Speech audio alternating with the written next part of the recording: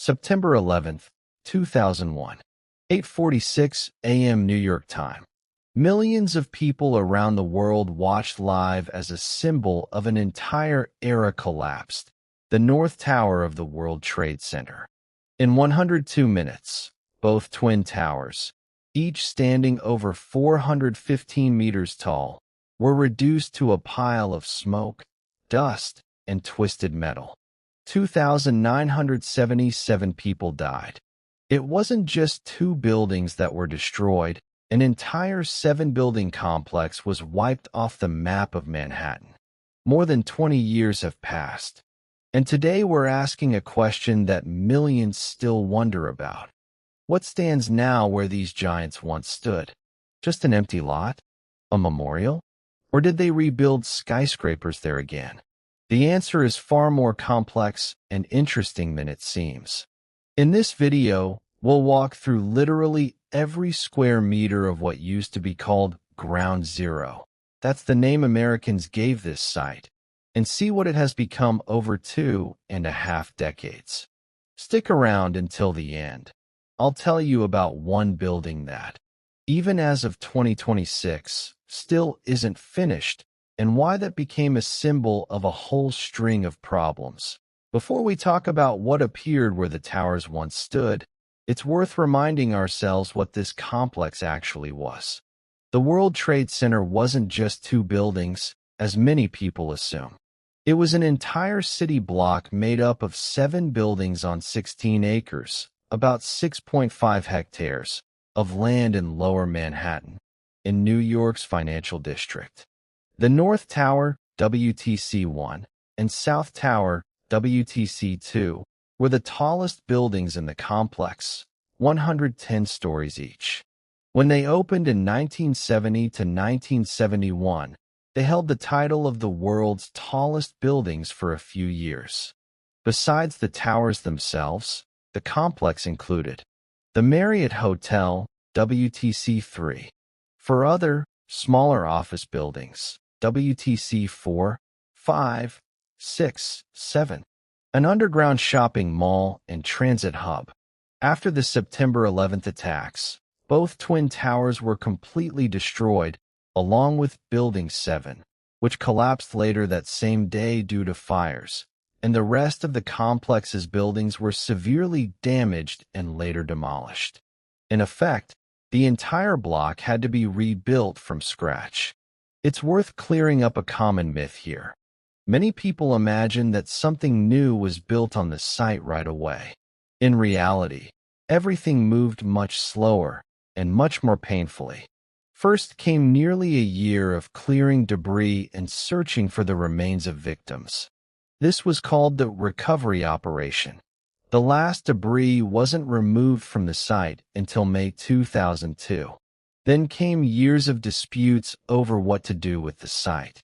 Some wanted to fully rebuild the towers exactly as they were. Others insisted the site should be a memorial only, with no commercial development at all. Still others proposed dozens of alternative architectural concepts.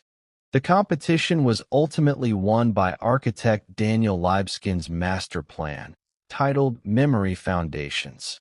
That plan became the foundation for everything we see on the site today. But even after the plan was approved, construction moved forward in fits and starts. Disputes between the site's leaseholder, Silverstein Properties, and the landowner, the Port Authority of New York and New Jersey, dragged on for years. The first new tower on the site, Building 7, didn't open until 2006.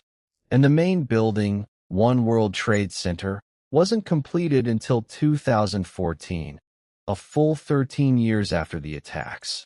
In other words, on a site visited by millions of tourists every year, there was literally nothing but a construction site and a pit in the ground for more than a decade.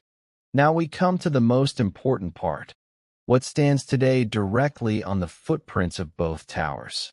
This is the National September 11th Memorial and Museum. The memorial's architect is Israeli-American architect Michael Arad, creator of a design called Reflecting Absence. It's probably the most fitting name anyone could have come up with. The idea is simple yet powerful. Where the north and south towers once stood, there are now two massive square pools, each nearly an acre in size. Water continuously cascades down the walls into a central void that never fills up, symbolizing an emptiness that can never be filled. Around the edges of both pools are inscribed the names of all 2,977 people who died on September 11, 2001, along with the 6 victims of the 1993 World Trade Center bombing. The memorial opened on September 11, 2011, exactly 10 years after the attacks. Above the memorial itself lies an 8-acre park filled with trees. One of them is the famous survivor tree, a pear tree found charred among the rubble, nursed back to health, and replanted on this very site in 2010. Today, it's one of the most photographed trees in the world. Beneath the memorial park, just below the surface, sits the 9/11 Museum, which opened in 2014. Inside are preserved sections of the tower's steel structure, remnants of fire trucks, personal belongings of the victims, and audio recordings of calls made from the towers as they fell. It's one of the most emotionally heavy museums that exists anywhere in the world. As of today, the World Trade Center complex is largely complete, and the memorial is, without exaggeration, the heart of the entire new district. Now let's talk about the building that dominates the entire Manhattan skyline today, One World Trade Center, or 1WTC for short. It sits on the northwest corner of the former site, meaning it's not exactly where the Twin Towers themselves stood, but right next to that spot. It's the tallest building not just in New York, but in the entire Western Hemisphere.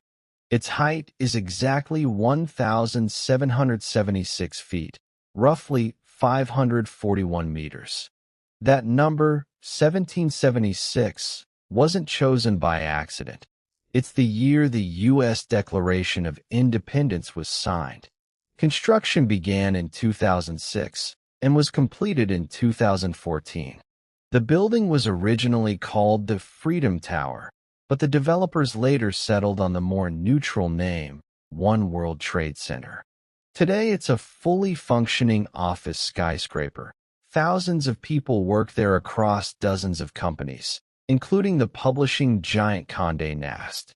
The upper floors house the One World Observatory, an observation deck that draws millions of tourists every year who come to see New York from a bird's-eye view. One of the most recognizable new structures on the site is the so-called Oculus, a transit hub designed by Spanish architect Santiago Calatrava. This structure of white ribbed beams, resembling the skeleton of a bird or wings about to unfurl for flight, opened in 2016. Functionally, it's a train station. PATH trains connecting New York and New Jersey arrive here, along with several subway lines. But the Oculus is far more than just a transit hub. It's also home to the upscale Westfield World Trade Center Mall, with dozens of shops, restaurants, and boutiques. Construction of the Oculus cost more than $4 billion, making it one of the most expensive transit structures in U.S. history, and a frequent target of criticism over its massive budget overruns. Besides One World Trade Center, several other office towers now stand on the site. 3 World Trade Center, an 80-story skyscraper designed by British architect Richard Rogers, which opened in 2018. 4 World Trade Center, a somewhat shorter building designed by Japanese architect Fumihiko Maki, which opened back in 2013 and became one of the first new towers built on the site. 7 World Trade Center, the very building that collapsed on September 11th due to fires, even though it was never struck by a plane. It was the first building in the whole complex to be rebuilt, reopening in 2006. Building number 5, however, still hasn't been constructed. Its site remains empty, though it's now technically a staging area for a future building. A Deutsche Bank building once stood there. It was badly damaged in 2001 and demolished later. This remains the least developed part of the whole complex. One more relatively new addition is the Perelman Performing Arts Center, also known as Building 6 WTC. It's a cube-shaped building clad in marble that glows like a lantern at night. It opened in September 2023 and has become the cultural heart of the district, serving as a theater and concert venue. And now we arrive at the most interesting twist in this whole story. You'd think that after 25 years, everything would have been finished long ago. But no. As of August 2026, 2 World Trade Center still hasn't been built. Only part of the ground floor and 4 underground levels are complete. This tower was meant to be the second tallest on the site, standing where part of the complex once stood near the South Tower. Architect Norman Foster originally proposed a striking design with 4 diamond-shaped facets at the top. But years of delays, changing tenants, and financial disputes led to the project being redesigned again and again. In 2026, Foster Plus Partners, together with developer Silverstein Properties, unveiled updated renderings of the tower, now a 55-story building standing 373 meters tall, set to become the global headquarters of American Express. An official groundbreaking ceremony was held in July 2026, with construction expected to be completed around 2031. That means that even 30 years after the attacks, the full rebuilding of the World Trade Center site is still ongoing. Here's something most tourists standing by those reflecting pools never think about. This memorial is, by far, the most expensive memorial ever built anywhere in the world. The National September 11th Memorial and Museum cost more than $700 million to design and construct. To put that in perspective, that's more than the cost of most skyscrapers. And the expenses didn't stop once the ribbon was cut. Running the memorial and museum costs roughly $60 million a year. For comparison, the U.S. National Park Service spends only about $8 million a year to maintain the entire Gettysburg battlefield, and around $45 million a year to operate all of Arlington National Cemetery, home to more than 14,000 graves. Why is it so expensive? A huge chunk of the budget, about a fifth of the annual operating cost, goes purely to private security. Every visitor passes through airport-style screening, and armed guards patrol the plaza at all times. This isn't paranoia. It's a site that remains, symbolically, one of the most sensitive targets in the country. The high cost sparked real controversy. Construction of the underground museum was actually halted for months in 2011 after a bitter financial dispute broke out between the memorial's foundation and the Port Authority of New York and New Jersey over who should pay for infrastructure work. At one point, the Port Authority claimed it was owed $300 million. The disagreement delayed the museum's opening and forced organizers to push back the original anniversary date deadline. There was also public backlash when the memorial introduced a small booking fee, just $2, to reserve advance passes online. Some family members of victims were furious, arguing that charging any fee at all, even a tiny administrative one, felt like profiting off tragedy.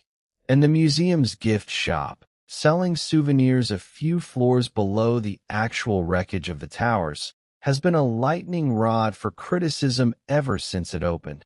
Critics argue it's jarring to walk past T-shirts and keychains after viewing recordings of victims' final phone calls. Meanwhile, One World Trade Center faced its own financial storm.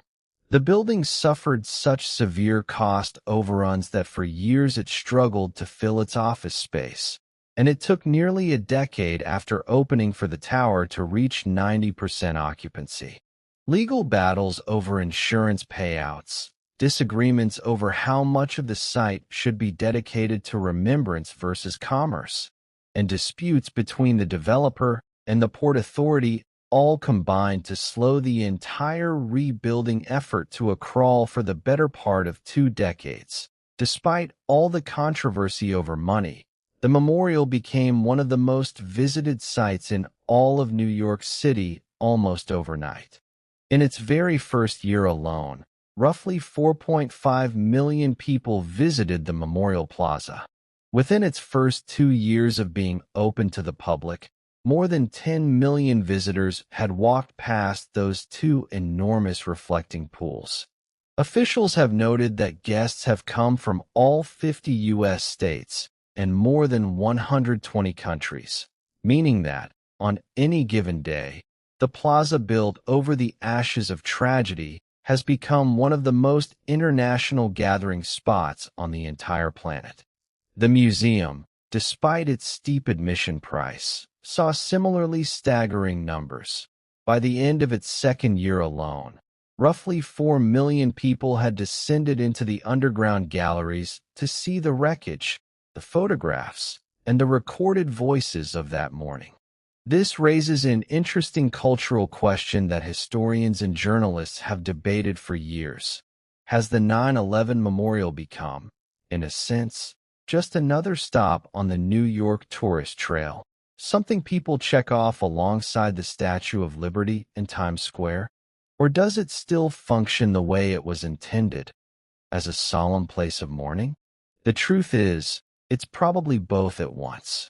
You'll see tourists taking selfies by the waterfalls minutes after you see someone quietly running their fingers over an engraved name, perhaps a name they knew personally.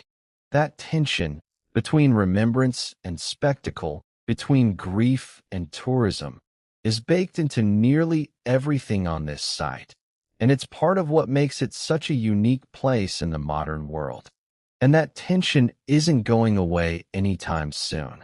As 2 World Trade Center finally rises out of the ground over the next several years, as American Express employees move into their new headquarters, and as the last empty lots on the site are filled in, the World Trade Center campus will keep evolving, a living, working neighborhood built directly on top of one of the most painful days in American history.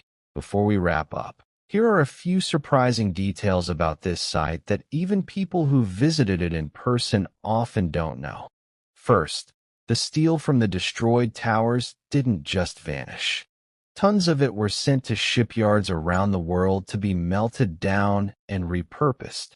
Some of that steel was used to build a U.S. Navy warship, the USS New York, whose bow was cast from World Trade Center steel, a vessel that's still in active service today.